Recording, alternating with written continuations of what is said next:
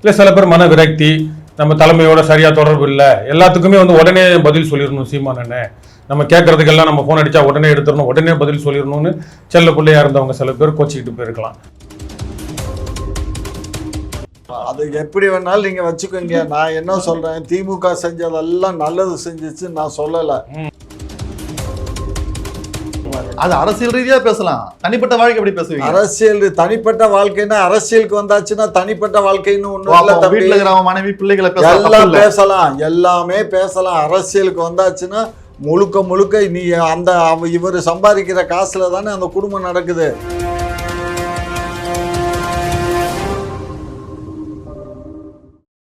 குக்கு செய்திகள் நேயர்கள் அனைவருக்கும் வணக்கம்.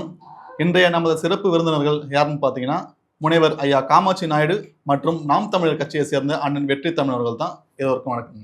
வணக்கம். கேள்வி அண்ணா, இப்போ முதல் கேள்வி என்னன்னா, உங்களுக்காக நாம் தமிழர் கட்சியில என்னதான் நடக்குது இப்போ சமீப காலமா? திடீர்னு பார்த்தா ஒருத்தர் வந்து பதிவு போடுறாரு, திடீர்னு அதுக்கு பதிவு போட்டு ஒரு பிரச்சனை இன்னொருத்தர் வளர்கிறாரு, மறுநாள் இன்னொருத்தர் வளர்கிறாரு, மறுநாள் இன்னொருத்தர் வளர்கிறாரு. போனவங்க யாருமே அடிமட்டத்துல இருந்து போல, எல்லாமே மேல இருக்கிறவங்க தான். என்ன நடக்குது ஆக்சுவலா? நடக்குதுன்னு ஒன்றும் இல்லை. இப்போ தோல்விக்கு பிறகு ஒரு நல்ல திறனாய்வு கட்சியை மறுகட்டமைப்பு செய்யணும்னு மே 18ஆம் தேதி சீமான் அண்ணன் சொன்னார். நாம் தமிழர் 2.0 அப்படின்ற மாதிரி சொன்னார். அது கொஞ்சம் பொறுமையாக தான் நகரணும், நம்ம அவசரப்பட வேண்டிய அவசியம் இல்லை. இதில் வந்து சோர்வு, இல்லை தளர்வு, இல்லை இந்த கட்சி வளராதுன்னு நினைப்பு, அந்த மாதிரி இருக்கிறவங்க கலருவாங்க ஒரு பக்கம். ஒரு சில பேருக்கு வந்து ஆளுங்கட்சியிலேருந்து பொறுப்புகள் தராங்க. பப்ளிக் ப்ராசிக்யூட்டர், அரசு மாவட்ட நீதிமன்றங்களில் அரசு தரப்பு வழக்கறிஞராக பொறுப்பு தராங்கன்றதுக்காக ஒரு சில பேர் போயிருக்கிறாங்கன்னு கேள்வி. திரு சங்கர் அவர் போயிருக்காரு, அது அவரா என்னன்னு தெரியல, இருக்கலாம். அது போல போயிருப்பாங்க. அந்த மாதிரி ஏதாவது ஆதாயத்துக்காக போறவங்க இருக்கிறாங்க. இல்லை சில பேர் மன விரக்தி, நம்ம தலைமையோட சரியா தொடர்பு இல்லை, எல்லாத்துக்குமே வந்து உடனே பதில் சொல்லிடணும் சீமான் அண்ணன், நம்ம கேட்கறதுக்கெல்லாம் நம்ம ஃபோன் அடிச்சா உடனே எடுத்துடணும், உடனே பதில் சொல்லிடணும்னு செல்ல பிள்ளையா இருந்தவங்க சில பேர் கோச்சிக்கிட்டு போயிருக்கலாம். அதனால அவங்க உண்மையாலே தமிழ் தேசியத்தை நோக்கி நகர்றாங்க அப்படின்னா திரும்ப வர வேண்டிய இடம் நாம் தமிழர் கட்சி தான். அப்போ வந்து அவங்க டக்குன்னு போயிடுறாங்க அப்படின்றீங்கன்னா, அப்போ இத்தனை நாள் அவங்க வந்து நீங்க வந்து சரியா அவங்கள இது பண்ணலையோ, சரியா கவனிக்கலையோ, உங்களோட கருத்துலாம் சரியா உள்வாங்கலையோ? இத்தனை வருஷம் இவ்வளவு நாள் ஒன்னா தானே இருந்தாங்க, இவ்வளவு நாள் ஒன்னா தான் இருந்தாங்க, கூட தான் இருந்தாங்க, எல்லாம் நல்லா தான் பழகுனாங்க.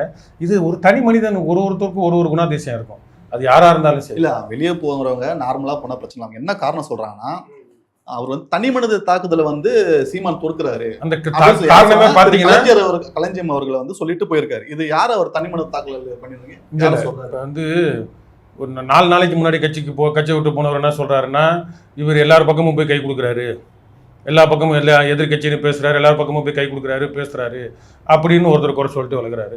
இன்னொருத்தர் என்ன சொல்றாரு, இவங்க எல்லாரையும் திட்டுறாரு அப்படின்னு. அதனால போகிறதுக்குன்னு முடிவாயிருச்சு.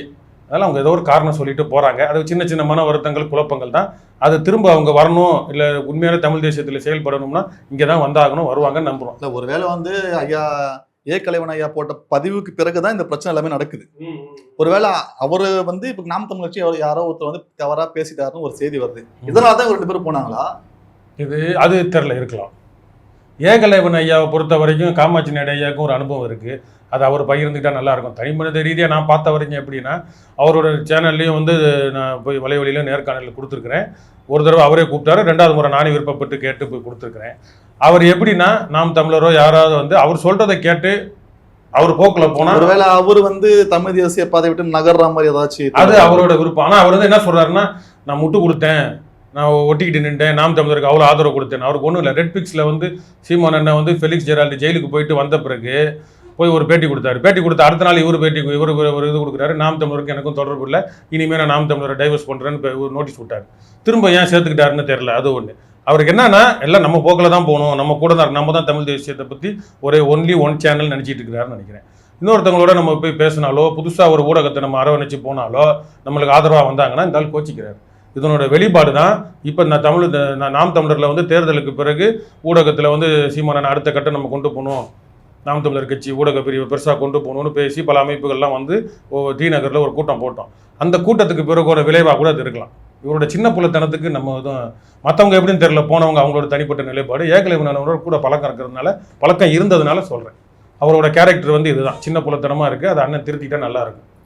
தமிழ்நாடு வணிகர் பேரவை உங்களுக்கு தெரியும், ஐயா திரு வெள்ளையன் அவர்கள் வந்து நடத்திட்டு இருந்தாரு. இது வந்து பார்த்தீங்கன்னா தமிழ் தேசிய பாதையில வந்து போயிட்டு இருந்த ஒரு அமைப்புன்னு சொல்லலாம். அவங்க நடத்துற மாநாடுக்கும் சரி, எல்லாருமே சீமானெல்லாம் கூப்பிட்டுட்டு இது பண்ணுவாங்க. இப்போ பார்த்தீங்கன்னா அந்த அந்த ஒரு அக்யூஸ்ட் வந்து அக்யூஸ்ட்னு சொல்லிட்டு அரெஸ்ட் பண்ணி ஒரு மாற்றுத்திறனாளி அடிச்சு கொண்டாங்க நாகர்கோவில. அதுக்கு வந்து இவங்க சொல்லி தான் வேலைலாம் கொடுத்தாங்கன்னு சொல்லிட்டு 2 பத்திரிகையில இவங்க அந்த அமைப்பு சார்பா முதல்வருக்கு நன்றி சொல்லி தெரிவிச்சிருக்காங்க. யாருக்கு வேலை கொடுத்ததா? அந்த கவர்மெண்ட் வேலை வந்து அந்த நாகர்கோயில இறந்தாலும் சபரிவர்மன் அவருக்கு வந்து அரசு வேலை கொடுத்துட்டாங்க, நாங்க சொல்லி தான் கொடுத்தோம் அப்படின்னு சொல்லிட்டு இந்த அமைப்பு சார்பா வந்து அவரோட போட்டோவை போட்டு நன்றி தெரிவிச்சிருக்காங்க 2 நியூஸ் பத்திரிகையில. உங்களோட தமிழ் தேசிய பாதையில இருந்து கட்சியில இருந்து ஆளுகள் விலகுறாங்க, இந்த மாதிரி அமைப்புகளும் ஆதரவு கொடுத்துருந்துச்சு. இப்ப அவங்களும் வந்து டிவிக்கு நோக்கி நகர்றாங்களோ? இல்ல இப்ப அவர் அடிச்சு போட்டு கொண்டுட்டாங்கல்ல காவல்துறை. இல்ல கொண்டுட்டாங்க, வேலை கொடுத்துருக்காங்க. இப்ப வந்து அரசு வேலையில இருந்தாரு அவரு? இல்ல இல்ல இல்ல வீட்டுல அவர் செத்ததுக்கு அப்புறம் அவங்க வீட்டுல வந்து இப்போ காம்பன்சேஷன் மாதிரி பண்ணுவாங்கல்ல, அந்த மாதிரி பண்ணிருக்காங்க. இப்ப வந்து உங்க கட்சியில இருந்து தான் விலகுறாங்கன்னு சொன்னா இப்ப உங்களுக்கு ஆதரவா இருந்து ஒரு சில அமைப்புகளும் வந்து அப்படியே நழுவுதோ? டிவிக்கு சைடு அதிகாரத்தை நோக்கி எல்லாரும் நகருவாங்கல்ல. இப்ப தந்தி தொலைக்காட்சி பாத்தீங்கன்னா சீபா ஆதித்தனாரோட அவரோட வழிவந்த தொலைக்காட்சியா இருந்தாலும் அவர் தான் நாம் தமிழர் கட்சி ஆரம்பிச்சார். அப்போ அது சம்மந்தமாக சீமானன் பேசினாருன்னா கட்டிங்ஸ் போடுவாங்க. ஆனால் ஆளுங்கட்சி என்ன டிஎம்கேவாக இருந்தாலும் தாவேக்காவாக இருந்தாலும் அதுக்கேற்ற மாதிரி தான் போடுவாங்க. வெள்ளையன் ஐயா முற்றும் முதலுமா தமிழ் தேசியவாதிகளில் ஒரு தமிழர் நிலைப்பாடுகளுக்கு ஆதரவு தெரிவித்தவர் தான். அதனால் வந்து அவர் வந்து ஒரு பொதுவான ஆள் தான் நம்ம சொல்ல முடியும். அவர் ஒரு இந்த கொள்கையை சார்ந்து அவர் நகர்ந்தார், இல்லை திராவிட கொள்கை திமுகவோட நகர்ந்தார், நாம் தமிழரோட நகர்ந்தாருன்னு இல்லை, ஆதரவு நிலைப்பாடு எடுப்பார். எந்த நிலைப்பாடு எடுப்பார். அதனால் ஒட்டுமொத்த அந்த தமிழ்நாடு வணிகர் சங்கமும் அப்படி ஒன்று எந்த ஒரு கொள்கை. இப்போ இந்த சபரிமரன் அவர்களை லாக்அப் டெத் நடந்துச்சுன்னு சொல்லிட்டு நேற்று சென்னை துறைமுகம் தொகுதியில வந்து திமுகவோட மாற்றுத்திறனாளிகள் அணி வந்து ஆர்ப்பாட்டம் பண்ணியிருக்காங்க. இந்த ஆர்ப்பாட்டம் பண்றதுக்கு எப்படி கொஞ்சம் கூட மனசாட்சி இல்லாம உங்களுக்கு என்ன தகுதி இருக்குன்னு பாக்குறீங்க இந்த திமுக இந்த ஆர்ப்பாட்டம் நடத்துறதுக்கு? ஆர்ப்பாட்டம் நடத்துனதுக்கு என்ன தகுதி என்ன வேணும்? ஏன்னா போன ஆட்சியில் உங்கள் ஆட்சியிலையும் பல லாக்அப் டெத் கொலை பண்ணியிருக்கீங்க. நீங்கள் ஒரு விஷயம் நல்லா புரிஞ்சுக்கோங்க, எல்லா ஆட்சியிலையும் எல்லாமே நடக்கத்தான் செய்யும். அவங்கவுங்க அரசியல் பண்ணுறதுக்கு அவங்க அதை கையில் எடுத்து அவங்க போராட்டம் பண்ணத்தான் செய்வாங்க, புரியுதா? அதனால போராட்டம் பண்ணாம வீட்டுல உட்காந்துக்கிட்டு இருந்தாக்க அப்ப அரசியல் பண்ண முடியுமா, அவியல் பண்ண முடியுமா? தார்மீக உரிமை இருக்குல்ல. இப்போ கேக்குறதுக்கு என்ன தகுதி இருக்கு திமுக? நான் கேக்குறேன், உங்க ஆட்சியில வந்து எத்தனை லாக்அப் டெத் இருந்தது, அதுக்கெல்லாம் நீங்க என்ன பண்ணிருந்தீங்க? அப்பா எத்தனை லாக்அப் டெத் எல்லாம் ஒன்றும் கிடையாது. அந்த திருப்பவனத்துல நடந்த அது கூட லாக்அப் இல்ல. திருப்பவனத்துல அவனை உள்ள கூட்டு போகாம வெளியில தான் கூட்டி போய் அடிச்சு கொண்டது யாரு? கொண்டது போலீஸ். அந்த ஸ்டேஷன் போலீஸே கொண்டது யாரு? போலீஸ் தான். பட் ஆனா அந்த ஸ்டேஷன் போலீஸே இல்ல அவனுங்க. அந்த போலீஸ் மேல என்ன நடவடிக்கை? அந்த போலீஸை எல்லா பேரையும் சஸ்பெண்ட் பண்ணி எல்லா பேரையும் எஃப்ஐஆர் போட்டு அவனுங்களை வேலையை விட்டு இப்போ நீக்கியாச்சு. அது குடும்பம் போச்சு, நாசமா போச்சு. அப்படி எஃப்ஐஆர் போட வேண்டிய ஆளுக்கு போடாம விட்டுறனால தான் அனுபவிக்கிறீங்க. இப்போ அந்த குடும்பமே போச்சு. இப்போ அந்த 5-6 பேர் போட்டோமே, 6 பேர்த்து மேலே வழக்கு போட்டதில் அந்த 6 பேர்த்துடைய குடும்பம் நாசமாக போச்சு. செத்தது ஒருத்தன், இப்போ 6 குடும்பம் செத்து போச்சு. அப்போ நீங்கள் அந்த காவல்துறைக்கு சப்போர்ட் பண்ணுறீங்க? அட தப்புடா அது. அதனால அவன் குடும்பமே நாசமா போச்சுன்னு சொல்றான், அதை விட்டு சப்போர்ட் பண்றேன்ற. அந்த ஒண்ணுமே தப்பே செய்யாத ஒரு பையனோட உயிர் போயிடுச்சு, அவன் குடும்பம் கஷ்டப்படாம அதையா நீங்க பாக்கல? ஒரு குடும்பம் கஷ்டப்படுதுடா, ஆனா இப்ப 6 குடும்பம் கஷ்டப்படுதுடா. 6 குடும்பமும் செஞ்ச தப்பு அதான்டா, செஞ்ச தப்புக்கு தண்டனை 6 குடும்பம் இன்னைக்கு அனுபவிக்குது. அதை வந்து உணர்ந்தாவது இந்த காவல்துறையினர் வந்து இது போன்ற செயல்களில் இனிமேலாவது ஈடுபடாமல் இருக்கணும், இது ஒரு பாடமாக அமையும் நாங்கள்லாம் நினச்சிட்டு இருந்தோம், பேசிகிட்டு இருந்தோம். இப்படி நேற்று பேசிகிட்டு இருக்கும்போது இன்றைக்கி வந்து நாகர்கோவிலில் ஒரு அதுவும் மாற்றுத்திறனாளியே வேற ஒன்றும் அவன் ஒன்றும் பெருசாக ஒன்றும் மது போதையிலையோ அல்லது கஞ்சா கடத்தலை. அவன் குக்கா ஏதோ ஒரு 3 பாக்கெட் குக்கா வச்சுருக்கா. உங்க ஆட்சி தான் பழக்கமான. ஆமா, எங்க ஆட்சியில ஃபேமஸா இருந்ததுனால தான் ஒரு முன்னாள் மருத்துவத்துறையினுடைய அமைச்சரா இருந்தவர் மேல குக்கா வழக்கு போட்டு அரெஸ்ட் பண்ணாங்க. சும்மா இருமையா, உங்களை கேட்கும் போது நீங்க தானே இருந்தீங்க, ஏன் அந்த விஜயபாஸ்கர் அந்த குக்கா எந்த நடவடிக்கை எடுக்கல? 5 வருஷம் கேஸ் போட்டிருக்கேன். கேஸ் கோர்ட்டுக்கு போனதுக்கு அப்புறம் அது கோர்ட்டு என்னைக்கு அதை முடிக்குதோ அன்னைக்கு தான். நீங்க ஆட்சிக்கு வந்து அவங்க மேல ஒண்ணு எடுக்க மாட்டீங்க, அவங்க வந்து அவங்க மேல ஒரு இது தானே உங்க 2 பேருக்குள்ள. எல்லாம் ஒண்ணும் இல்லப்பா. இங்க பாரு, ஒரு விஷயம் புரிஞ்சுக்கோ. அதாவது இந்த ஆட்சி இருக்கிற தொட்டே பார்க்க கூடாதுன்னா சிபிஐக்கு போனா போதும். இந்த ஆட்சி முடிஞ்சிடும், அடுத்த ஆட்சியும் முடிஞ்சிடும், அதுக்கப்புறம் தான் ரிசல்ட் வரும். ஏற்கனவே பொள்ளாச்சி சமாச்சாரத்துக்கு எத்தனை வருஷம் கழிச்சு வந்துச்சு அந்த கதை தான். ஆகையால இப்போ 41 பேர் இறந்து போனாங்கன்னு கரூர் சமாச்சாரம் இருக்குல்ல, அது இப்போ சிபிஐ என்கொயரியில் இருக்குல்ல, அது என்னைக்கு விடியும் யோசிச்சு பாரு. இப்படி தான் அதனால இது சிபிசிஐடி எஃப்ஐஆர் போட்டிருந்தா கைது பண்ணியிருந்தா அன்னைக்கே விடிஞ்சிருக்கும். சிபிசிஐடி சமாச்சாரமாக இருந்தால் உடனடியாக கை மேல் பலன் கிடைக்கும் ஓரளவுக்கு. அதாவது குற்றவாளிகளை தப்பிக்க வைக்கல, அது வேற விஷயம். ரிசல்ட் உடனே கிடைக்கும். அது காவல்துறை, தமிழ்நாடு இந்த காவல்துறை. கரூர் பிரச்சனை நீங்க டிஎம்கே ஆட்சியில தான் நடந்தது. அப்ப நீங்க நினைச்சுதான் உங்க ஸ்டேட் கவர்மெண்ட் வச்சு பவர் எடுத்து அந்த கேஸ் போட்டு இது பண்ணிருக்கலாங்க. நீங்க அசால்ட்டா விடுவதானே அவங்க சென்ட்ரல் கோர்ட் போய் சிபிஐ அன்னைக்கே பேசுனதுதான், இன்னைக்கு இல்ல.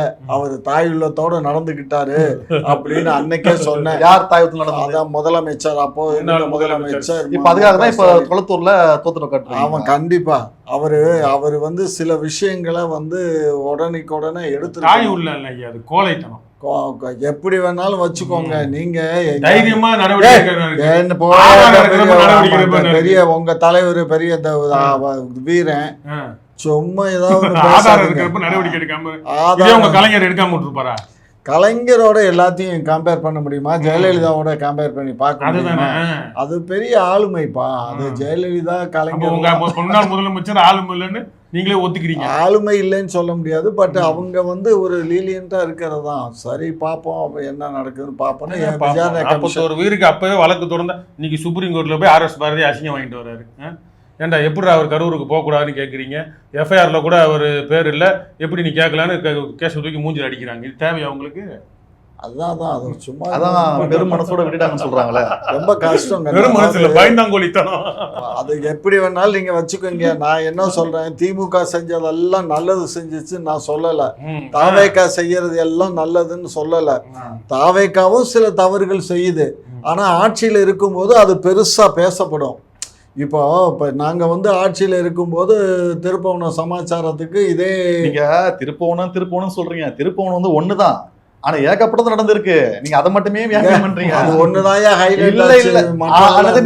ஹைலைட் ஆயிடுச்சு. ஆமா, பெரிய பிரச்சனை. ஆனா எத்தனையோ லாக் அப் நடந்திருக்கு. எத்தனையோ லாக் அப் டெத்துனா லிஸ்ட் எடுத்துட்டு வா, நாளைக்கு கம்பேர் பண்ணி பார்க்கலாம். தப்பு நடக்கிறது வந்து நடக்கும் தங்கம். இப்போ தேவையில்லாம ஊன்னா இப்போ எனக்கு வந்து இப்போ திரு மாண்புமிகு விஜய் அரசு வந்து ஊங்கிறதுக்கெல்லாம் இப்போ கைது பண்ணுறது வந்து சரியில்லை. பேச்சுரிமையை தடை பண்ணுறாங்க. இந்த பேச்சுரிமையை தடை பண்ணுறது எந்த பேச்சுரிமை? ஹைகோர்ட்டே இப்போ வந்து சொல்லுது. இந்த எம்எல்ஏ பேசினாரு அப்படின்னு சொல்லி எம்எல்ஏ அரெஸ்ட் பண்ணியிருக்கீங்க இன்னைக்கா? இல்லை, அதுக்கு அதே மாதிரி நம்ம இவரை அரெஸ்ட் பண்ணியிருக்கீங்க. யாரு? ஆமா, உங்க ஆட்சி நீங்க யாருமே அரெஸ்ட் பண்ணதே இல்லைல்ல. நாங்க இன்னொரு ஆள் யாரு? இன்னொரு சூர்யாவை அரெஸ்ட் பண்ணியிருக்கு. இப்போ இவனை அரெஸ்ட் பண்ணிக்கலாம், குண்டாஸில் போட்டிருக்க. அவன் தான் அந்த அவரு வந்து சிவா அவர்களும் ஒரு பெண்ணை தரைகுறவா பேசணும், அதுக்காக தான் அரெஸ்ட் பண்ணி போட்டிருக்காங்க. நீங்க ரசிச்சீங்க முக்தாரையும் சிவாவையும் பேச விட்டு, அந்தரங்கத்தை பேச விட்டு, சீமான் குடும்பத்தை பேச விட்டு, மற்றவங்க குடும்பத்தை பேச விட்டு ரசிச்சிங்க. இங்கே வந்து இவங்க மாட்டிக்கிட்டாங்க, அவ்வளோதான். இங்க பாருங்க, அரசியல் திமுகவா ஒத்துக்கிறீங்களா? அரசியல்ங்கிறது புரிஞ்சுக்கோங்க. அரசியல்ங்கிறது யாரையாவது பழி போடணும் அப்படின்னு நினச்சி தான் பேச முடியும். பழி போடாம இல்லைன்னா அவங்கள பத்தி பேசாம இருந்தா அது அரசியல். பழி போடுறது வேற, எதிர்கட்சி சண்டை போடுறது வேறயா? அந்தரங்கங்களை பேசி ரசிக்கிறது, ருசிக்கிறது. கேவலமான பிறவியா? அரசியலுக்கு வந்தாச்சுன்னா அரசியல் கிடையாது. முக்தார் அரசியல் கிடையாது. இங்க பாரு, ஒரு விஷயம் புரிஞ்சுக்கோ. நீங்க இப்ப அரசியல்ல இருக்கீங்க. உங்களை பத்தி அக்கு வேற ஆணி வேறையா பிரிச்சு மேயறதுங்கிறது எதிர்கட்சியினுடைய செயல்பாடு. அது அரசியல் ரீதியா பேசலாம், தனிப்பட்ட வாழ்க்கை எப்படி பேசுவீங்க? அரசியல் தனிப்பட்ட வாழ்க்கைன்னா, அரசியலுக்கு வந்தாச்சுன்னா தனிப்பட்ட வாழ்க்கைன்னு ஒண்ணு வீட்டுல இருக்கிற மனைவி பிள்ளைகளை எல்லாம் பேசலாம், எல்லாமே பேசலாம். அரசியலுக்கு வந்தாச்சுன்னா முழுக்க நீ அந்த இவர் சம்பாதிக்கிற காசுல தானே அந்த குடும்பம் நடக்குது. அப்ப அந்த குடும்பத்தை பத்தி பேசாம எப்படி இருக்க முடியும்? இப்போ கலைஞரை பற்றி பேசுனீங்க, இப்போ மு.க. ஸ்டாலினை பற்றி பேசுகிறீங்க, இப்போ இவரை பற்றி பேசுகிறீங்க, உதயநிதியை பற்றி பேசுகிறீங்க, அரசியலுக்கே வராத இன்ப நிதியை பற்றி பேசுகிறீங்க. அதே மாதிரி இந்த சைடில் என்ன பண்ணுறீங்க? இவரை பற்றி பேசுகிறீங்க, யாரை? நம்ம மாண்புமிகு முதலமைச்சரை பற்றி பேசுகிறீங்க. அந்த சம்பந்தமே இல்லாத அந்த இன்னொரு பொண்ணு, அந்த சினிமாவில் கூட நடித்த ஒரு பொண்ணு பேர் யார்? இவர் தான். முதல்ல எனக்கு ஐயா தான் சொல்லி கொடுத்தாரு விவாதத்துல. த்ரிஷா, விஜய், கீர்த்தி சுரேஷ்னு சொன்ன பரமபிதாவே இவர்தான். இன்னைக்கு வந்து அப்படியே ஆட்சிக்கு வந்தோன்னு மலுப்புறாரு பாருங்க. அப்படி நீங்க எல்லாம் தானே இல்லைங்க. சொன்னீங்க முதல்ல நான் இல்லைன்னு இந்த சொல்ல அப்ரிவேஷனை சொல்லி கொடுத்ததே நீங்க தான். அரசியல்ல இதெல்லாம் சர்வம் திமுகனா அப்படி மாத்தி மாத்தி பேச சகஜம் தானே. சரி, அப்படி விஜய் சொல்றீங்களா? கட்சி ஆரம்பிச்சிருக்காரு. அரசியல்ல இதெல்லாம் சர்வ சாதாரணம். நேத்து ஒண்ணு பேசுவோம், இன்னைக்கு ஒண்ணு பேசுவோம், நாளைக்கு ஒண்ணு பேசுவோம். இப்ப வைகோ ஐயா மாதிரி அவங்க சொந்தக்காரர். இப்ப நம்மளுடைய திருமாவளவன் என்ன பேசுறாரு யோசிச்சு பாருங்க. திரும்ப என்ன பேசுறாரு, நேத்து ஒண்ணு பேசுறாரு, இன்னைக்கு ஒண்ணு பேசுறாரு. அது மட்டும் இல்ல, இங்கனக்குள்ள ஒரு மீட்டிங்ல ஒண்ணு பேசுறாரு, வெளியில வந்து பிரஸ்ல ஒண்ணு சொல்றாரு.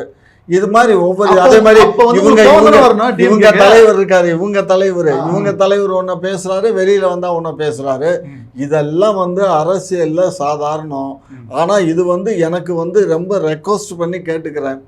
ஏதோ சாதாரணமான ஒரு வழக்குகளை போட்டு ஒரு அட்வைஸ் பண்ணி பண்ணலாமே தவிர எல்லாத்தையும் பிடிக்கிறது, குண்டாஸ் போடுறது, வைக்கிறது, இதெல்லாம் வந்து ஒரு அரசுக்கு கெட்ட பேர் தான். பழமொழி ஒண்ணு இருக்கு, தன்வினை தன்னை சுடும் ஒரு பழமொழி இருக்கு. அது யாரும் இது விஜய் கைது செய்யறாரு அப்படின்னா தாவேகா வந்து ஊழல் வழக்குல திமுக கரைபிடிஞ்சு இருக்கு, பல ஆதாரங்களை திரட்டி அனிதா ராதாகிருஷ்ணனையோ இல்ல மார்க்கண்டேனை கைது செஞ்சா வரவேற்கத்தக்கது. அது எந்த அதிமுகவோ திமுகவோ எந்த கட்சியா இருந்தாலும். இவர் பேருக்கு இழுக்கு, இவரை திட்டாங்க விஜய. இந்த விஜய மையமா வச்சுதான் வந்து இது ஒரு கேவலமான கைது தான் நான் சொல்ல முடியும். அனிதா ராதாகிருஷ்ணன் மேல ஊழல் வழக்கே இல்லையா? இல்ல இப்ப நீங்க கைது பண்ண மார்க்கண்டேயன் மேல அவர் முன்னாடி இருந்தப்ப அவர் ஊழல் வழக்கே இல்லையா? இது போன்ற வழக்குகளை போட்டு அந்த ஆதாரத்தை திரட்டி கைது பண்ணுங்க, அது தவறு இல்லை, நம்ம சொல்லலாம். அப்போ திமுக திருடன்னு நீங்கள் காட்டுறீங்க, அவங்க திருட ஆதாரத்தோட காட்டுறீங்க. அதை விட்டுட்டு விஜயை திட்டாங்க, அவரை திட்டாங்க. உங்கள் ஆளுங்க அந்த வல்கர் வாரியர்ஸ் திட்டுறதை விடவா அவங்க திட்டாங்க திமுக காரங்க. அதனால் அது வந்து விஜய் வந்து கொஞ்சம் இந்த மாதிரி திமுக செஞ்ச திருட்டை காட்டிட்டு அவங்கள கைது செஞ்சால் நல்ல பேர் கிடைக்கும். இந்த மாதிரி கைது பண்ணால் அது வீணாக தான் போய் முடியும்.